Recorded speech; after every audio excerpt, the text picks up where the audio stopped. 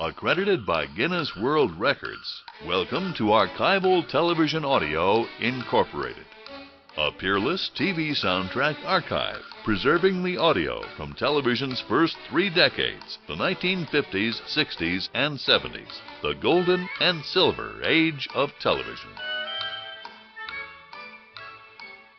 Columbia Pontiac, 700 Morrissey Boulevard, Dorchester. They're young. What's the zip code there, Jim? I haven't got it, Eddie. I'm sorry, Eddie. They're young, they're progressive, and they're going places. Shop around and shop Columbia Pontiac. You'll see the difference. And I might also add in that it's near the MTA, so anytime you drop off your car, just walk up to Columbia Station and get the train in town. And I might also add this, too, that Columbia Pontiac is expecting a baby in September. I know that. They want to get a little volume going here, and they're willing to make some good deals because what with the cost of diapers and formula and all that stuff, Kevin's got to make a couple of bucks, he told me. No, so I think Kevin will make any kind of a deal. Not only that, but now that the Red Sox are out of town and he's not at the ballpark every day, it's a good time to get him. Maybe you can get him in a happy mood because the Red Sox are creeping up on Baltimore. Okay, Columbia Pontiac, 700 Morrissey Boulevard in Dorch. And right now, 338-6700, you're next on WEEI in Boston. Hello? Hello? Yes. I like Gino Cappelletti personally, but you think they're going to keep him till he's kicking out of a wheelchair? Well, I think we said on this show many times that Gino has meant as much to pro football in Boston as any person in the Patriots. And he's been probably our only real genuine star that we've ever had playing for the Patriots. I think Gino will not make the team this year. This is my own opinion. And I'd love to see Gino become not only a kicking coach for the Patriots, but also a coach of receivers, because I think if you remember back, Gino never had the blazing speed, but he really did, all kidding aside, have good moves and good hands. And he also could play many positions, being an ex-quarterback from Minnesota and so forth. So I think Gino could be most important to the Patriots.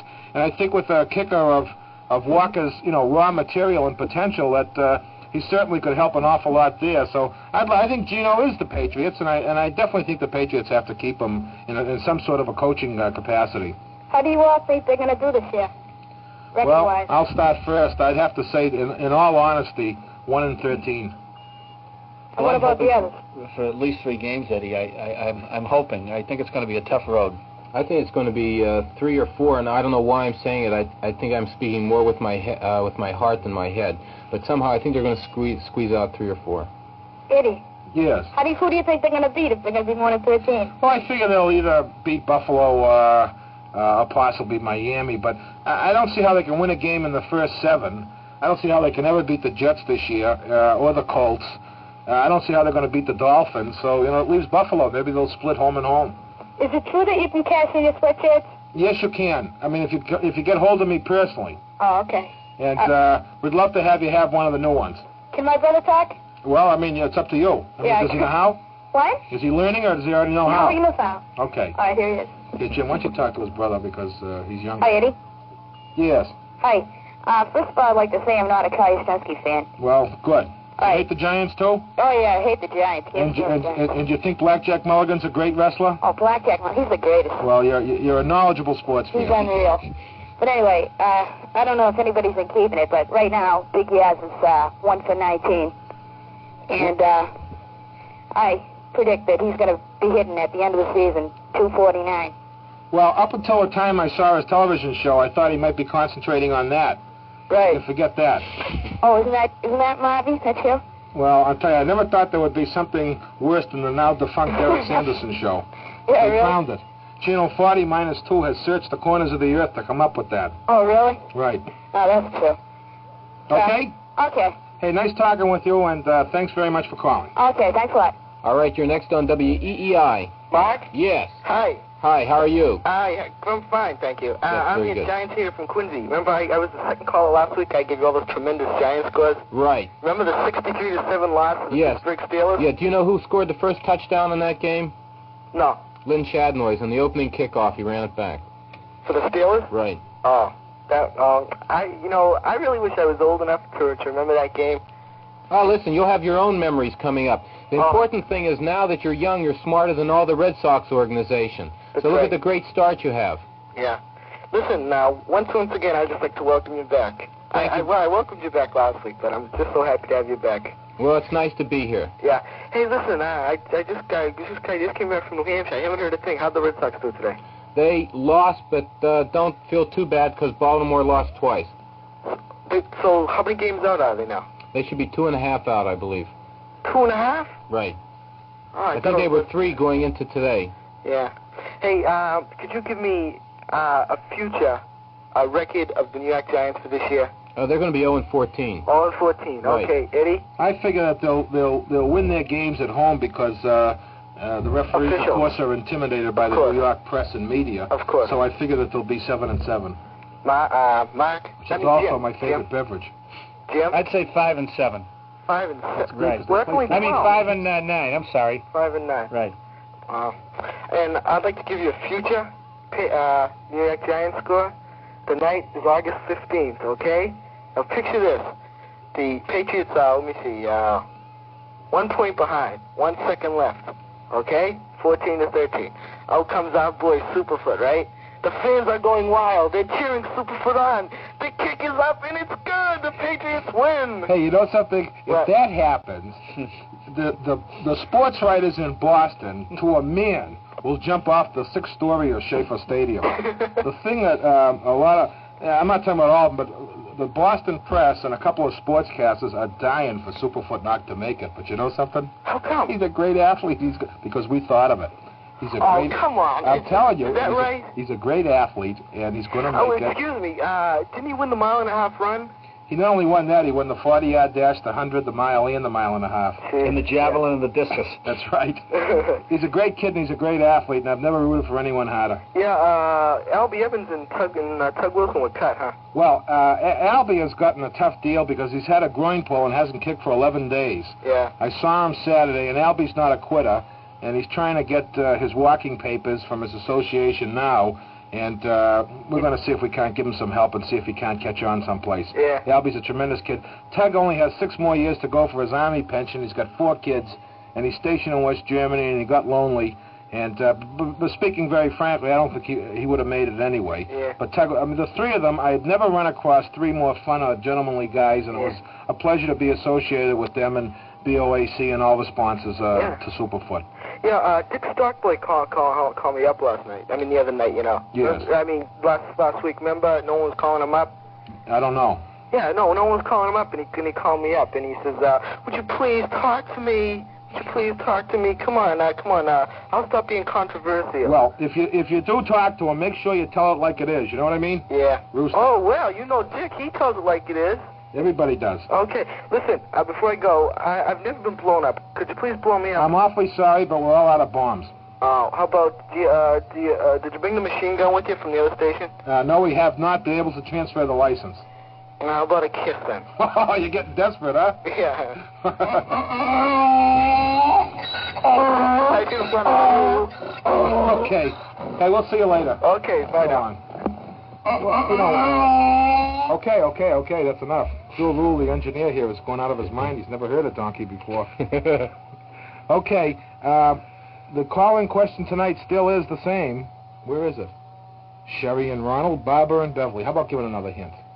All right? I can't give another hint because I don't know the question, Eddie. Oh, well, all right. I will give you a hint. Let's see. This baseball player that it's associated with was an all-star at one time. Okay? He was an all-star baseball player. Does that give him a hint? No, also, why don't you say he was in the World Series? Right. Well, we got a few seconds left. I think we ought to talk a little bit before we take the news break. I think we ought to talk a little bit about the fight tomorrow night and get some quick predictions. I think it's going to be... Oh, we're gone. So long. We'll see you next hour. Hang in for the Sports Huddle next on WEEI.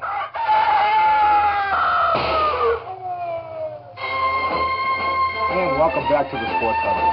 My name is Eddie Andelman, along with Jim McCarthy and Mark Witkin. We're here at WEEI in Boston. The phone number, 338-6700. And as we did last week, we want to make a special request that we think it's a terrific idea of all you people.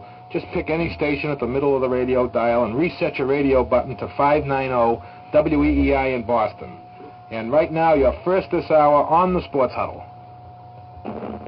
Hello. Hello, Eddie. Oh, hey, I'm sorry. Mark forgot to tell us who brought us this hour of the Sports Huddle. Can you be patient for 1 second? Certainly. Thank you. Okay, we're brought to you by Zayre, the family department store with 52 stores located conveniently throughout New England. The Golf House, New England's only golf specialist with stores in Norwell and Saugus to serve you. L.B. Darling Company, makers of Darling's Darling, delicious meat products at fine food stores everywhere. James M. Hook Company, where a girl can get pinched untouched by human hands. The No Name Restaurant, where the fish jump out of the water and into the kitchen, located right on Boston's Fish Pier. And Bully's Pub, where sports lovers relax while Boston's traffic problems subside. Hey, thanks very much for waiting. Well, I've waited a long time to get through to you. Well, I've waited a long time to talk to you.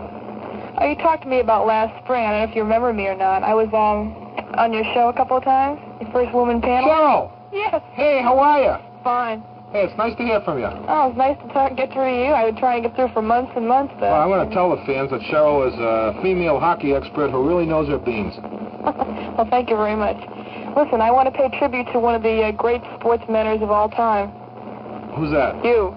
Oh. I remember a couple of months ago, I guess when you were in Las Vegas, you put some money on Oakland. Yes, I did. I want to, pay tribute to you because that was a very wise move. I begged everybody on the trip. I said, don't let this go at 4.5 to 1. Dick Williams is a man of destiny. Mm-hmm. Also, I want to tell you that when you were on that old station, 50 plus 53, I remember the night that the Bruins lost, and I more than anybody else, I was probably sad, but when you guys came out with that show, that just broke me up, and it made me feel 100% better.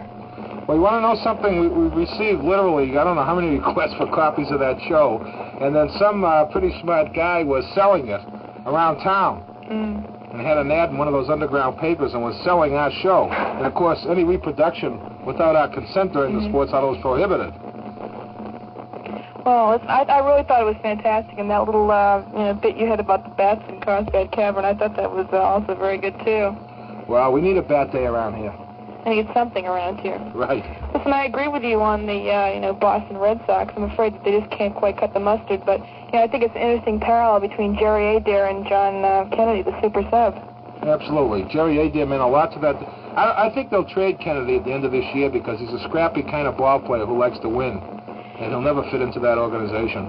Well, you know what I think would be a good idea if at the end of the year maybe the Red Sox could, say, trade Petrocelli, because I know the Mets are sort of in need of a third baseman and certainly in need of RBIs. Maybe if they could trade him and get, say, maybe a Gentry or a aspiring younger pitcher, it might help them a great deal. Okay, Cheryl, we'll throw it out and see what the fans think, and it's nice to hear from you again. Well, nice to hear from you, too. Okay, so Bye-bye. All right, you're next on the Sports Huddle. Am I on? Yes, you are, right now. I'd like to talk about track. Seems like we never hear about it on your program. Well, it's open Sundays now. Track, shot put, javelin, 100 run. Oh, as in track and field. Yeah. Right. Did anyone of you see the meet on today?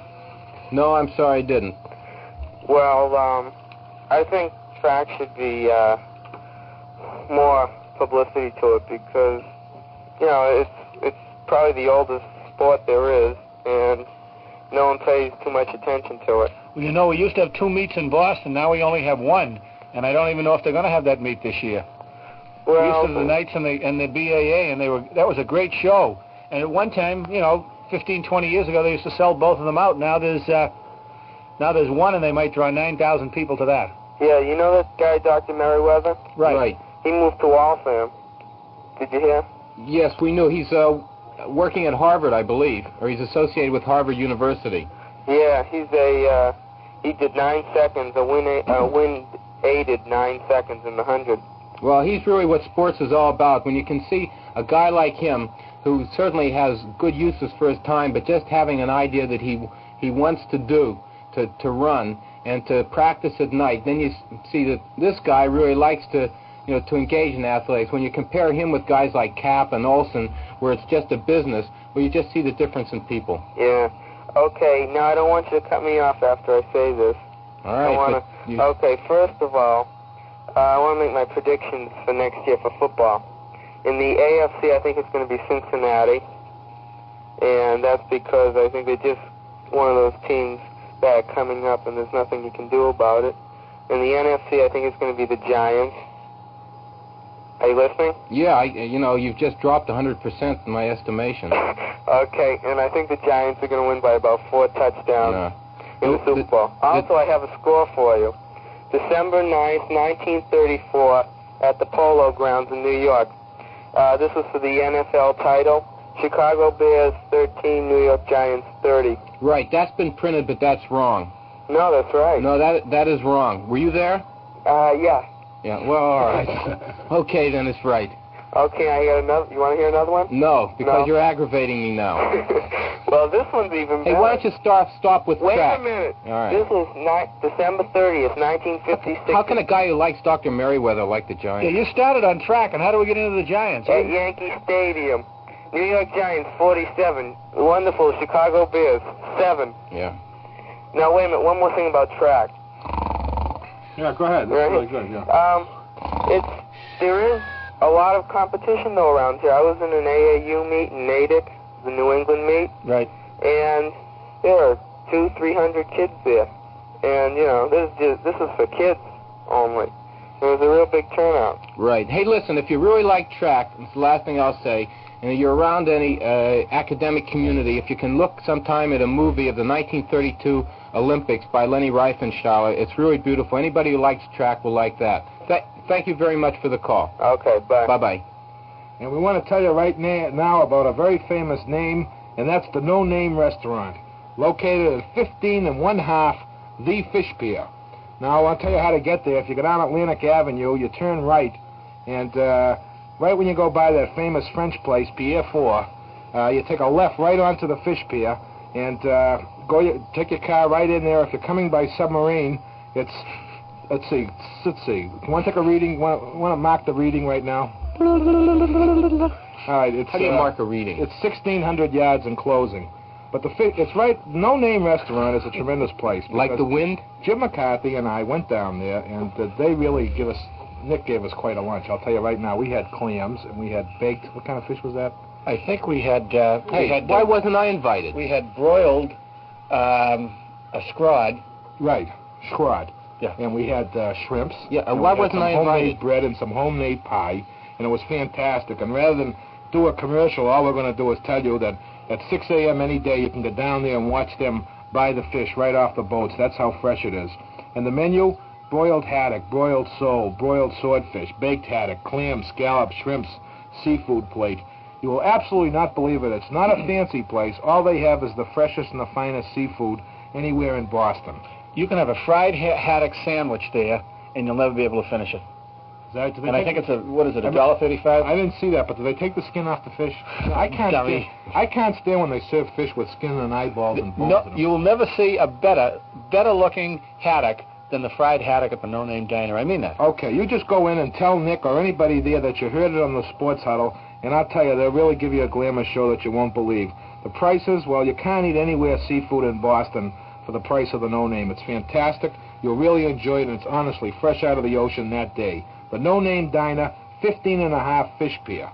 Okay, you're next on WEEI on the Sports Huddle. Hello? Hello? Hello? Hi, you're on the air. Yes. Is this Eddie? No, this is Jim. Well, this is mostly to Eddie, but it's for all three of us. Wow. Do you know who won the 1970 Pro Athletes Good Samaritan Award? No, I don't. Well, this goes to two players, Joe Morrison and Tucker Fredrickson. Tucker Fredrickson! That's right. For 2, 3, 4 big yards, and it's 2nd and 14.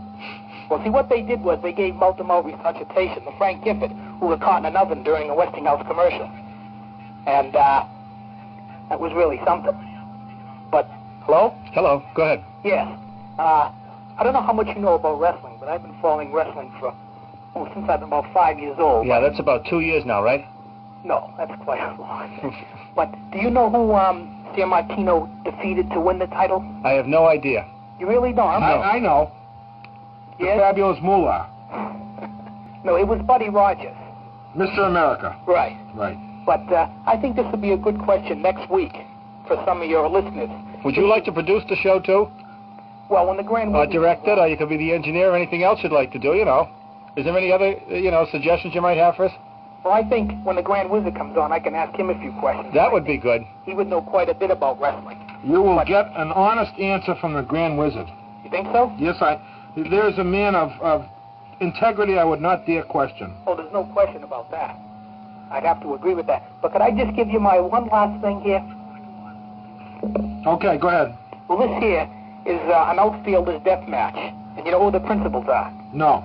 You should. It's Reggie Smith and our friend Mr. Yaz against Tony and Billy. Right. Well... You know what the winners are going to receive? No. 12 priceless Gene Autry cowboy films, a copy of Ken Coleman's new book, How to Talk About Other People's Problems and Still Bad Cleanup. That's good. Hey, you're all right, kid, you know it? Well, I wish you wouldn't explode me, because you exploded me last week, but this is an extra special prize, and whoever gets this is really something. This is an Irish dinner at Tom Yockey's plantation, with guests Dick O'Connell, Haywood Sullivan, Johnny Pesky, Billy Jergy, Bobby Dorr, Pete Reynolds, and the Fabulous Fox. And the meal will be prepared by Mrs. Canigliaro with help from husband. A special dance by Mamie Van Doren and Raquel Welch, an impersonation of Hawaiian ball flavor by Jarvis Tatum. And with special permission from the boss, the waiters will be, Pumpsy Green, John Wyatt, Earl Wilson, and Joe Foy. I think you made some good points there. That's what's known as satire. And there will be a film by Carl Kuntz on how to make a baseball team without really trying. Okay. And George Scott will give a lecture on public speaking to the Columbia School of Broadcasting graduates. And there's just one more. This is Johnny Pesky telling Ken Coleman that Jim Lomberg is pitching a pretty good game, even though they're losing 5-0. Right. And that's all I have to say. And I will say one thing. There's going to be a fashion show for slightly overweight wrestlers by Lou Albano and the White Venus. Thanks very much. Okay. So long. Thank you. Listen, here's a great place for you to investigate if you're a golfer or you're interested in taking up the game.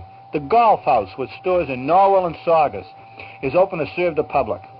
They have a full line of professional golf equipment, the pro line of golf equipment, bags, balls, shoes, gloves, and even a golf repair service on the premises. Before you buy, try out a set of clubs at the Golf House's driving net. Golf House has a sequence camera which assists in the best selection of clubs for you. They also have a professional on the premises for better service. At the Golf House, you'll find great buys on all golf items. Before you buy elsewhere, check at the Golf House. 2 locations. In Norwell, across from Queen Anne's Plaza, on Route 53. Take exit 30 off the Southeast Expressway. And in Saugus, Route 1 northbound, corner of Route 129 beside the A&T. In Norwell, ask for Mark or Mike. In Saugus, ask for Dick. At the A&P, ask for Pia. That's the Golf House. The professional people for the everyday golfer. Open 9 in the morning till 9 at night daily, Saturday till 6 p.m. Let me give you a couple of numbers. In Norwell, 871-0006. And in Saugus, 233-9806. And you know something else, the Golf House has a sale on clothes right now, some summer clothes that are left over, and if you're going to be taking a trip... Left over? Those are expensive clothes. How many pair of pants did I buy? 4. 4 pair of pants, 4 jumbos, and I can't wait. I guess they were jumbos because they had to order them. Well, I'm sorry you said that, Jim. Well, you might as well face the facts, Eddie. But anyway, it's really a great place. And you're not a middleweight. To deal with. Well, I'll tell you one thing, Jimmy. If it wasn't for the fact that we have now found our own World Heavyweight Wrestling Champion to be, I was giving very serious consideration to wrestling Pedro Morales myself. Well, I think you could take him. I'm positive I could take him. I just worry about my image going out there and wrestling someone of Pedro's questionable abilities. Anyway. All right, and you're next on WEEI in the Sports Huddle. Hello? Yes, you're on the air. Yes, Mark. Yes.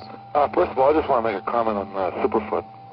I think more of the certain morning newspapers this morning sort of are misleading the people, and which it says that Gogolak outkicks 2 foes. You know, even though he did have better yardage yesterday, I think the fact that Mr. Walker was able to kick 2 from 42 and 1 from 37, I think what he missed from the 49 and 52 yard lines would seem to indicate that that's not too bad for someone who never saw a football field until 3 weeks ago. Right. Let me tell you something, too.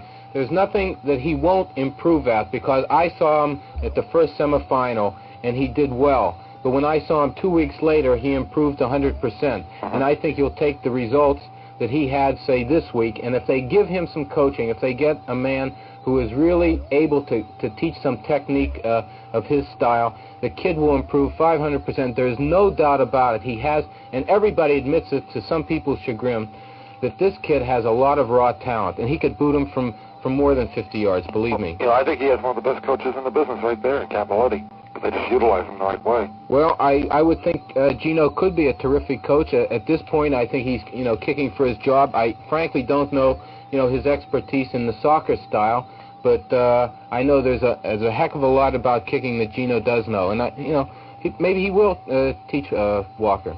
Hey, also, I just wanted to find out, now that you guys work for CBS O&O, can you guarantee that CBS won't put a TV camera in my seat like they did last year? Well, we're very close with them. I don't know if you heard our call last week or not. Oh, yes. He was really... We're very close to the higher-ups in the CBS organization. They're consulting with us on a lot of things now. Mm-hmm. And if you have any trouble at all you have to do is drop us a note here at the Prudential Suite 4450, and we will take care of it. I mean, if I have to go down and bodily throw out a CBS cameraman, I would do it for you. Well, it was a nice experience. It happened, of course, during the game between the Hackensack Meadow football Giants, and I'm a little upset because why should CBS, after I pay good money for a seat, why should they come in, take my seat? Hey, can I ask you a question as a hockey fan and as a New England sports fan? Sure. There's something that's really been bugging me and upsetting me, and I guess I seem to be, well, besides Jim McCarthy, I seem to be we're the only people upset about this. Mm-hmm. I violently hate the name that new minor league hockey team has. What, the Braves? The Braves. Because I just feel it's a part of my life and it's a part of New England that's something that doesn't belong with the minor league hockey franchise, and it's taken away some of my memories, and I resent it. I hate it. I only remember the Braves for a couple of years, but still, the thing is that now that kids growing up now, whenever they hear the Boston Braves, they're going to immediately think of the AHL hockey team. That's right. And the whole baseball tradition will eventually just go by the boards. The thing that killed the Braves, really, there was no parking over there, but one thing when you went to the Braves Field, there was a lot of fun. You could always sneak in for nothing. Well, that's one thing, but there was a lot of fun over there because there was some wild baseball played, and, you can remember some wild games if... the people that went there could tell you Al Lopez taking off his chest protector, throwing everything in the stands, and Torgerson running in, I got it, the ball's hitting first base. Connie Ryan coming out to hit with the raincoat there in the game. Some wild times over there. And who's the right fielder? Tommy Holmes. What about Marvin Ricketts? He could throw all of 15 feet on a line. But, you had a great time over there. And then these other people with their fantastic imagination, because, they all sat down. I can just see senior, junior, the fabulous attorney that they have there, and they all came up with this name. Don't forget the very capable Ralphie. Whatever happened to the famous Braves Field scoreboard? It's another stadium. They sold that, and that was converted to another stadium. I'm not sure which one. But they saw that was a great scoreboard. That showed some imagination. That was one of the first ones. That's right. And here we are, still at Fenway Park with, what do they have, a union for the guys? Was there a vice president behind the scoreboard putting up numbers? Well, of course, the one thing I like about Fenway Park is that they put the scores up every 3 hours.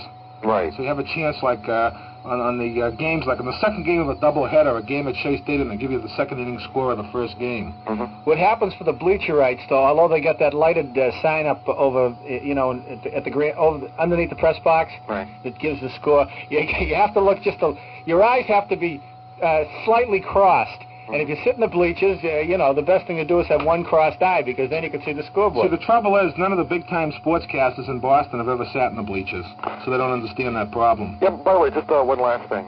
What do you guys think of the new stadium down Foxborough? Well, I can only... first of all, I'm glad that there's a stadium. I think there's going to be an awful lot of problems. Everything the Patriots have been involved in has always ended up in a nightmare.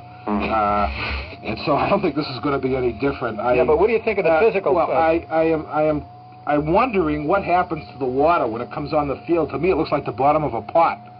Doesn't the way I don't see where there's any drainage, and that's bothering me. I don't see where we're going to have any toilets, which is another thing that's bothering me. Well, I was down there today, and they're starting to put the plumbing in now. Right. But something they may have a problem with. Who can wait 6 weeks to go? I mean, you're going to go out there August 15th. I mean, you're going to have an awful lot of intestinal fortitude. That's pretty good. Well, there are things, though, that one of the guys was telling me, said they may have a problem, though, with the dressing rooms, because the ramp off the field may not be ready in time. The players may have to go through the end zone seats.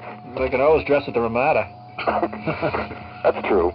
Well, I don't know. I just have the feeling, and it's a grassroots feeling, that somehow, some way, there's something the matter. I can't put my finger on it, but I guarantee you that something is the matter. We're going to find out either they don't have a permit to get in or out. Well, the first rainstorm will be a lake. You know, instead of being in Foxborough, the new stadium will be in Rentham. Something will go wrong. Might be the first floating stadium. The same guy was down there, and he was saying that right now they have 3 weeks to put the power in. Right. Because you can see the power lines coming up, and I can just see it now. Well, they've made provisions in case the power isn't ready. Oh. They've got the guys on a big spindle, all the guys in the taxi squad. Oh, They turn this giant spindle wheel, which will generate just enough power to turn on the lights. Well, anyhow, we're going to find out if the new stadium actually is going to be in one socket or someplace. Oh, I don't know. I just have a feeling something's going to happen. I guarantee you probably one of those rows is going to collapse in the first game. No, I don't think that, but drainage, I think, and sewerage is going to be the problem. Have you sat on any of those aluminum seats at all? Yes, I have. Those things, As a matter of fact, I went there last Wednesday and had a couple of eggs over. Oh, some of them are pretty loose. Put them on right there. You can bring eggs to the new stadium. Oh, that's Put them right on there if you like eggs over. Fry them up. And I'm sure they're going to be great in December when there's going to be 12 feet of snow on them. Right. Okay, well, anyhow, good to have you back, and I'll be turning in my sweatshirt one of these days. Will you take a musty old sweatshirt and slightly used? We certainly will, because we're going to be proud of our new ones. Okay, beautiful. So on. Right. And right now we have a darling word from a darling sponsor of just the most darling people with the most darling products. Mr. Foreman? Yes? I'm from the television show Guess My Job. Oh, yeah, guess my job. We've never had anybody from a meat company on the program, so we wondered if anyone from Darling's Delicious Meats would like to go on the show. Well, gee, that's nice of you, but they'd guess most of us guys right away. How's that? Well, take me. I'm the foreman here at LB Darling Company, and my name is Darling Foreman. Oh, yeah. Well, maybe somebody else. I don't know. You can take a look at the roster. Okay. How about this Red Heart? Well, not red. You've seen that package of Darling's Delicious New England meatloaf with tomato juice with the Red Heart design on it. Mm-hmm. Red Heart is our package man. They'd guess red right away. How about this no preservatives? Well, no. You see, Darling's Delicious meatloaf and beef burgers are all U.S. government-inspected beef, fresh frozen with no preservatives. And Knoll Preservatives is in charge of that. Well, how about Rush Burger? That's worse. Rush is our driver. And that's practically everybody except Willard in the burger department. And you couldn't use Willard. What's his name, Willard Burger? No, it's Willard Hiawatha. He's a Mohawk. Oh, what's his job? Chief grinder. What do Woodruff and Nelson, Reardon and Shelton all have in common? Good conversation. Weekends on WEEI News Radio for Boston. And welcome back to the Sports Huddle. Tonight's call-in question, Sherry and Ronald, Barbara and Beverly. Hey, guys, just before the last hour, we were going to predict the fight. I'll probably start it off by saying this ballyhoo that's going on with Clay being floored and so forth, I say Cassius Clay will annihilate him in about 6-7 rounds. I really don't think it'll be too much of a fight, although I'm going down and watch. Where's the arena? I'm going down and watch it. They got a pretty good live program there. And I love boxing, and I'll be out there to watch it. If there were any doubt that Clay would win this fight, then there wouldn't be a fight. And everything has been directed toward building Ellis up and giving him Dundee, saying Clay is out of condition, saying he was dropped. Ellis has no chance. Well, you know, they're talking about Ellis being great in the first round, but you've seen the amateurs. These are pros now. How many pros you see walk out and get knocked out in the first round? Very few. Right. You might see a full rounder in the arena, some kid's in there cold, he's up a little tight, and bang, he's out, you know, within 10 seconds. But, I mean, if Clay wants to stay away, he'll get on his bicycle. And this is a lot of baloney. I would think he might play with him for a little, might go 8 rounds. I still maintain that. I don't care if it was in his prime or not. Joe Frazier could fight Clay 100 times, and I tell you, Clay will never beat him. I said that before, and I'll still say it now, because Clay can't react to a tough guy. If he can't intimidate and psych, then Clay is the one that gets intimidated and psyched, and I just think Frazier will beat him all the time. That's how I look at it. But you don't think Liston was a tough guy? I think... I mean, the whole Sonny Liston story. I mean, in the beginning. Well, of course, you know, he missed so much of his career, Jimmy. You really don't know. I will say this: when Sonny Liston was up for a fight and well trained, and it was on his mind, he was a tough fighter. You know, I think a guy that would have given Clay a lot of trouble was Archie Moore. I mean, he was short, he was stocky, and he could wing him, and he was a boxer, and he could punch. But he was over there. What was he, 40 years old, and he was in there fighting Gus Lesnovich, I guess, like with the light Joe heavy. Louis fought Rocky Marciano. Same as Liston. Liston was a shell when he went in against Clay. But anyway, it should be a pretty good fight, and we're looking forward to seeing it. And a quick reminder to everybody that next week here on the Sports Huddle, we're going to have the Grand Wizard, and we're going to have it set up so you fans can actually talk to him and I hope pay the man the tribute that he so richly deserves. And we're also going to have for a while, I hope at least a couple hours, maybe Billy Sullivan of the New England Patriots. It's getting hard to say that. And Billy will come on knowing full well that there's some pointed questions that the fans want to ask him, and he'll field them for you. And we have some questions that we want to ask because there's a lot of things confusing us about Olsen and Cap and a lot of other deals that are happening with the Patriots. And I think Sullivan is the guy that will at least, if anyone can set it straight, he can. You know, the one question I'm going to ask him, and, you know, Sullivan's a good guy. He's always been nice to us, let me put it that way. And he's got the team here, and, you know, whatever anybody takes away from him, the team is still here, and without Sullivan, it wouldn't be here. He was the key behind it. I am going to ask him is where he became so enamored with Joe Cap, because I remember the last time he was on the show, and I asked him, he took a little offense, the fact that I said I didn't think Joe was the greatest of all time, and he came back with he and Leahy are the greatest guys I've ever met, and I want to know, I'm going to ask him again, if he was conned by Joe Cap, because obviously, if he was that close to Sullivan, the feeling was as mutual as Sullivan's affection for him, then this never would have happened. Yeah, but don't you see the way the papers are printing this up now? It's not Joe Cap. You know, Joe is listening to his attorney. They're making the attorney the heavy. No, listen, Joe loyalty to his attorney. What kind of a ding-a-ling answer is that? If a guy wants to play football, he says, I want to play football. Right. It's not the attorney who's pulling the strings. Joe Cap wants to make a big score. I mean, and I think that is apparent, and he's getting help on how to do it. But he's not the creature of any guy who's sitting out in San Francisco. Yeah, well, that's your opinion, Mark. I happen to have a different opinion. I happen to have a feeling that Joe Cap isn't going to play football this year. Isn't? Is. Oh, is? Yeah. Where? Canada. Oh, you're crazy. He's always been through it up in Canada already. Well, they've been through it with Joe Cap What would in Canada. happen to his law case, Mark, if he played in Canada? Would he still have the same case against the National Football League? He probably gets would. It both ways. It would change it to a degree, but he probably would, because they would say, well, at least here is one out that he could do. But it would change it not to a significant degree as far as, in my opinion, as far as the National Football League is concerned. Could they bring an injunction against him playing in Canada, even though he didn't sign a contract, only signed this promise to play or whatever it was? Well, it's a difficult question, because they tried to do it with some of the ball players who originally came down from Canada back, and the practical problem is that both sides have so much dirty linen on the other that they probably wouldn't do it. You know what I personally think? I think he's had it. I think he's probably out of shape, and he would have had trouble. I think, in the first couple of games, he would have been booed out of the ballpark, and Plunkett would come in, and that's the end of Joe Cap. I think if Dallas people weren't so sharp, the Dallas team would be a great place for, to unload Cap. If you were looking at all the receivers they have. I thought Jurgensen wanted him at Atlanta. He made a visit to Boston and all this. I'm sorry, Jurgensen. I'm all right. Too, but I think Atlanta, I don't think Atlanta has as much to offer. I just saw a listing of all the receivers, for example, Dallas has, and they really have some great ones led by Hayes and Allworth. If you can imagine Hayes and Allworth. They're going to be a high machine. Listen, you got to get the ball out to them first, and they never go for this business down there. That's why I say, that's why I say that they might be too smart for that in Dallas. Well, right now in this fast-changing world, there's one thing that hasn't changed in the past 40 years, and that's the reputation for dependability enjoyed by James Hook & Company in Boston. They're the world's largest wholesalers of fine lobsters, and they also have a retail outlet there. Although their excellent reputation hasn't changed, methods have. James Hook & Company, through innovations in packing and shipping, have enhanced the dinner tables across the nation with the splendor of the New England seas. Every day, thousands of pounds of fresh lobster, pick of the catch, leave the Boston waterfront destined for the shores of Miami, Philadelphia, Chicago, and Rattlesnake Gulch. James Hook & Company ships millions of pounds of this seafood delicacy by air each year. And most of the time it's on airplanes, except for this tremendous battalion of pigeons that they have, that they strap a dead lobster to the pigeon and send them exactly where they want them to go. They watch their quality control, so each lobster is inspected and interviewed before they let them in the pool of the James Hook Lobster Company. And as I told you last week, each and every week, every lobster that comes into the James Hook Company is certainly not a stranger. They are named and their background checked for references and so forth. And they like to have a little going-away party as people come in and buy the lobsters.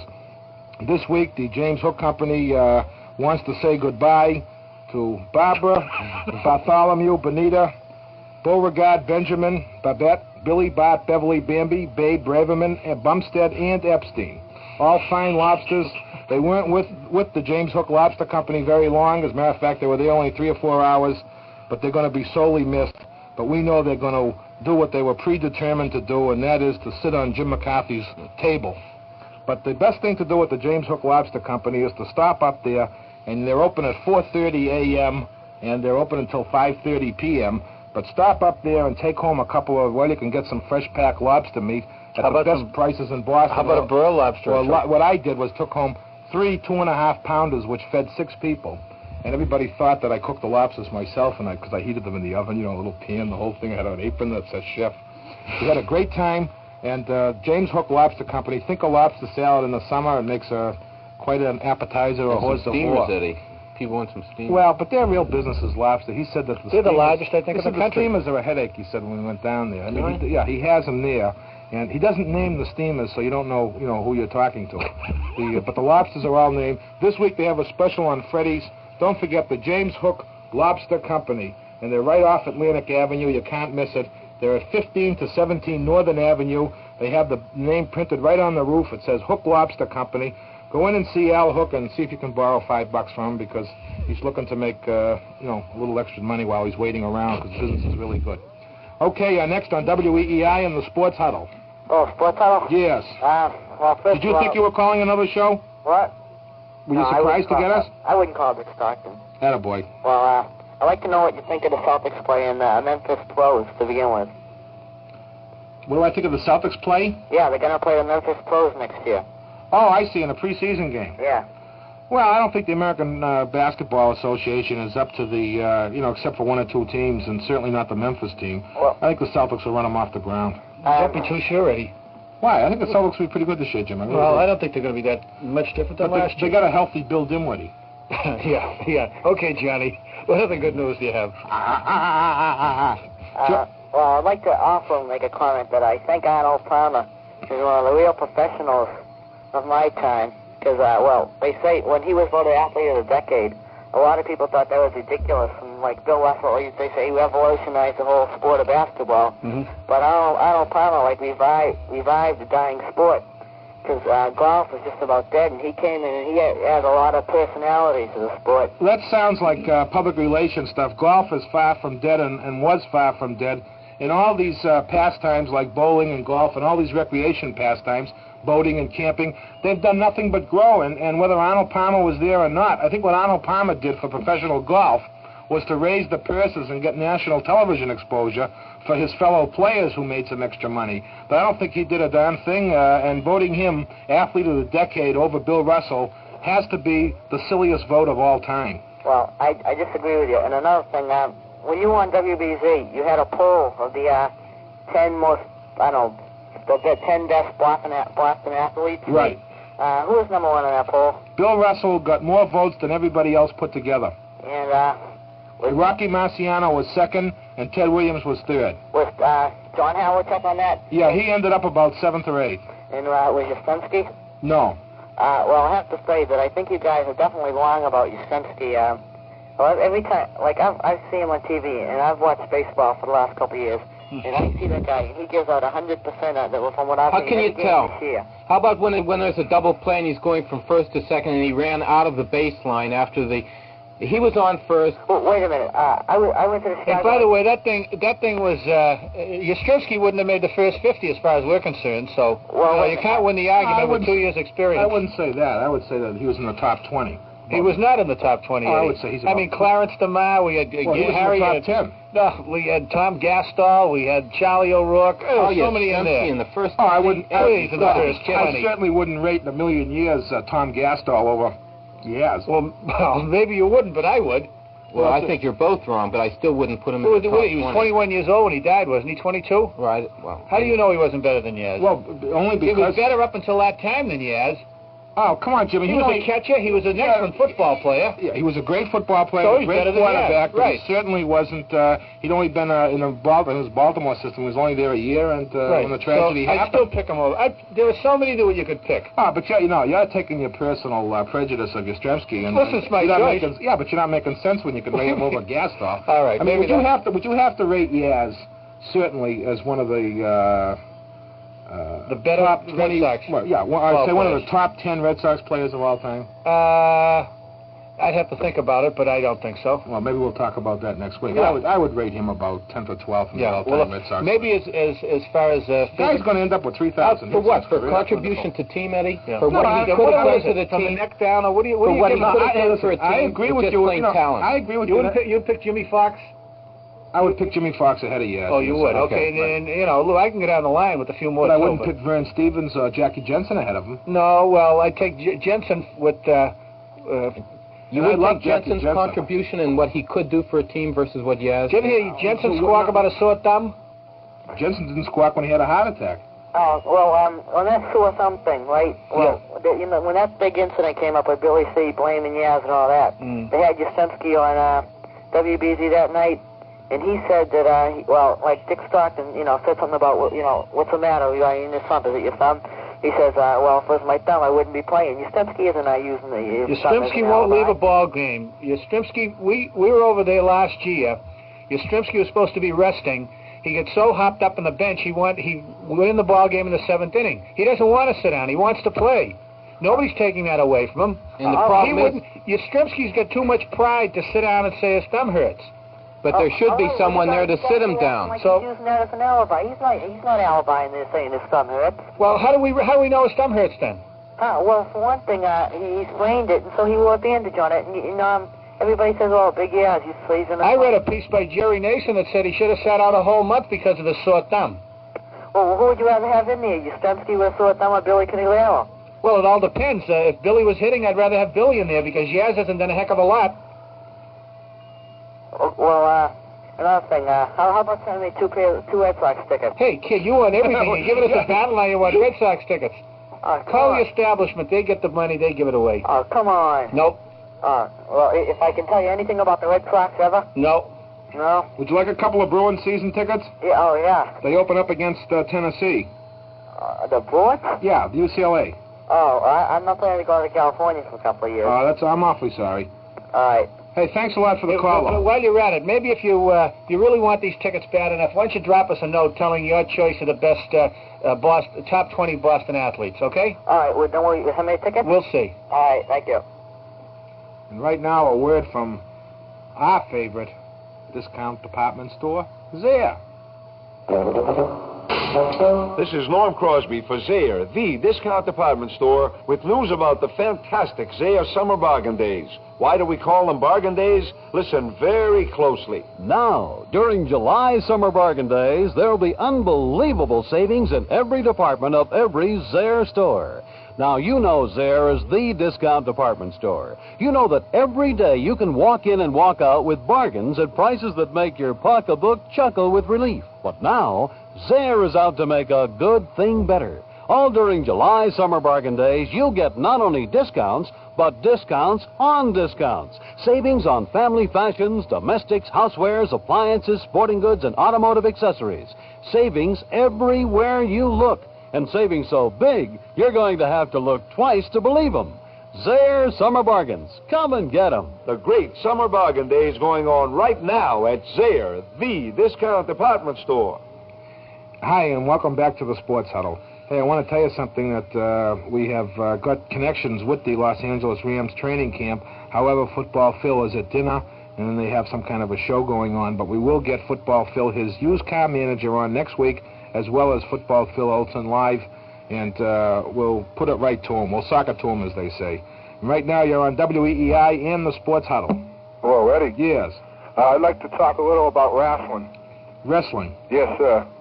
I heard you say that you were going to have the Grand Wizard on next week. Yes, we are. All right. Now, I was told last night that Blackjack Mulligan wrestled Bruno Sammartino in Madison Square Garden in New York. That is correct. Do you know what the outcome was? Yes, I do. Blackjack Mulligan annihilated him. He did? Yes, he did. Did he pin him? Yes, he did. In less than a minute. In less than a minute? That's right. Wow. Well, I guess... Did you know that Mulligan was originally one of the spoilers down in Texas? Yes, I do. Okay. Now, do you from think... Eagle Pass, Texas. Correct. Right. Now, do you think that Mulligan will be the next champion? No, I do not. You do not? No, I don't. The next champion is going to be Flying Freddy. Flying Fred Curry? That's right. What about Chief Jay Strongbow? No, Chief Jay Strongbow will never make it because immigration is sending him back. They are. He's an Indian, but however, he's fooled everybody because he's an Indian from Pakistan. From Pakistan? That's right. We first noticed it when we saw his elephant double parked out in front of the garden. You sure? Okay. Right. How about the chance of getting Lou Albano in for a night? Well, I would like to have Lou Albano, but my heart couldn't take all the wonderful things that are going to happen to me next week. But we should have Lou Albano on very soon because he's a very articulate person.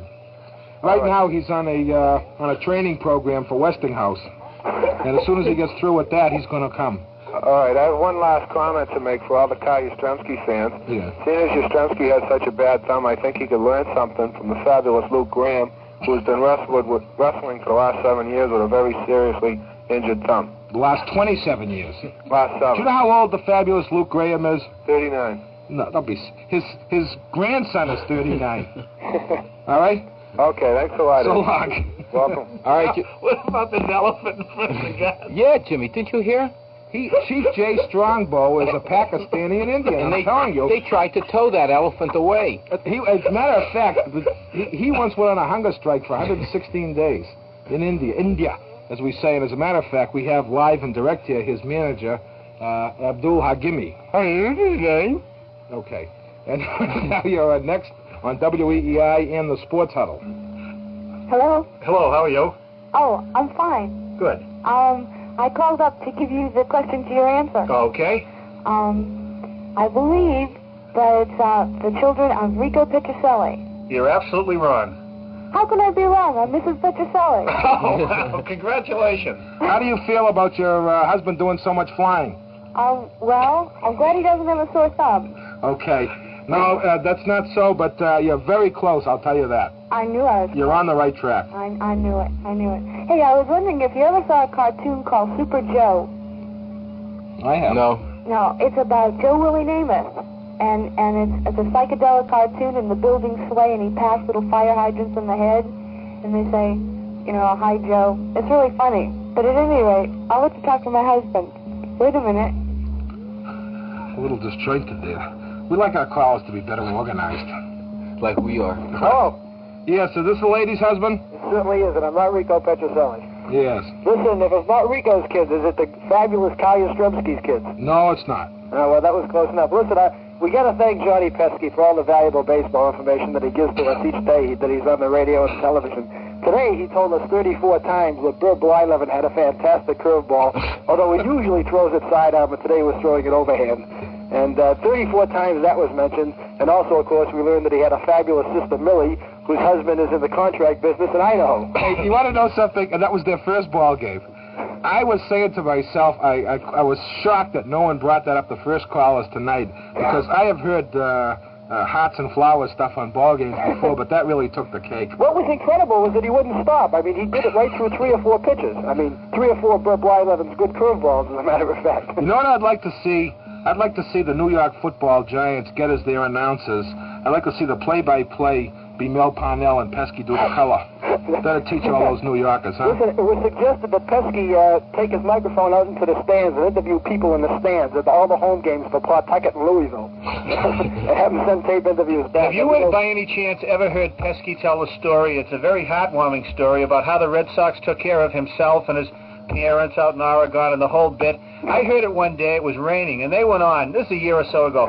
He and Coleman went on for a half hour about how much the Red Sox took care of Pesky. And, you know, to me, it's ridiculous, the whole thing. It's weird. Today, when they gave him his inning to announce, he said he gave the upcoming hitters as Mr. Yastrzemski, Petrocelli, and Scott. I wondered if when he managed the team he called them Mr. Yastrzemski. I'm sure he did. He did not. He called him Your Majesty. Listen, Bowie Kuhn, by the way, is going to give Yastrzemski a new All-Star Game MVP award since he gave his first one to President Nixon. Right. I understand he's going to give this one to his mother because she's the real all-star for having him. Oh, Dad. What can I say? Okay. Listen, take care, Get back to your nice wife. Yeah, of course I will. Bye-bye. Okay. And right now we want to tell you about the place in Boston to sit down and have lunch or to wait till traffic subsides. And the place, Bully's, 77 Broad Street. And Bully's is managed and operated by Billy Marcelino, who's ex-Holy Cross football great, and I'm proud to say was cut immediately by the New York football giants. But Billy's a great guy, and Bully's is a great place, and every Thursday the Sports Huddle guys get there, in addition to Monday, Tuesday, Friday, and Saturday. But we sit around and talk sports, and I like to have the 6'3.5" Jane wait on me. A lot of people thought we were kidding about that till they came down last Thursday to say hello. And Jane really is 6'3.5", and she's the only woman I've ever seen in my life that is enough woman for Beautiful Bobby. I mean, I think we should make a match there if Beautiful Bobby wants to get married and gets out of the other thing that he's doing right now. What's he doing right now? Well, he's, we'd rather not talk about it because he's wearing a miniskirt if you've watched him wrestle. But let me tell you something about Bully's, because it's the kind of place where everybody gets to know each other fast, because that's the way Billy wants it. And you can sit down, you can sit at your table, you can go sit with somebody else, and the atmosphere is relaxed. And 6 nights a week you can sit there, and no maitre d's named Pierre or anything. You sit down, it's a friendly, homespun place, and why don't you give Bully's a try? How about the sandwiches? Well, what can you say? Nobody can eat 2 Bully's sandwiches, I'll tell you that. They're the biggest and the best sandwiches in Boston, and we really love the place, and it's a hangout for us, and give it a try. Bully's, you won't be sorry. 77 Broad Street, and that's the way to let the traffic subside. Okay, well, we got a couple more minutes. Why don't you take the last call, Mark? Okay, you're on the Sports Huddle. Hi, Mark. Hi. Can you tell me what I do to trade in my Sports Huddle sweatshirt? We will give all that information when we know it. It'll be a sort of a secret drop. We'll, after a few phone calls, tell you where to drop the sweater and the money, and then you'll get further instructions. Can I talk to Eddie for 1 second? No. I can't? No. Well, could I sing a little song I have here? How long is it? I'll try to make it as fast as I can. If I get cut off, I don't mind. Okay. Okay, it's a tribute to your Cap song. Everybody's looking at me. I'm the sissy from Sicily. If I don't run, I usually get no pity. Everybody's pleading with me. They want to see me show some fight. So far, I'm just dropping out of sight. Soccer to Bruno was my motto when I was riding high. The champ and a happy See you all next week, and thanks very much for listening. Any reproduction during this program without the express consent of the Sports Huddle is prohibited.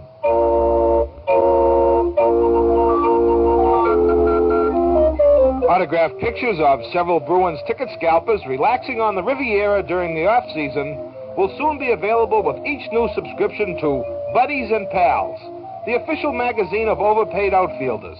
The new advertising agency, formed by Willie Shoemaker, Don Horn, Walter Blum, Richard Trapp, Bulldog Brower, Vic Power, and Mike Epstein, will be known as Shoehorn, Mousetrap, Brower Power, and Epstein. In tonight's performance of the Sports Huddle, the parts of the Three Musketeers were played by Yaz, Billy, and Reggie, while the part of D'Artagnan was portrayed by Eddie Casco. Tonight's mystery sporting term was, I'm outspoken and controversial, and if you don't believe me, read all my advertisements.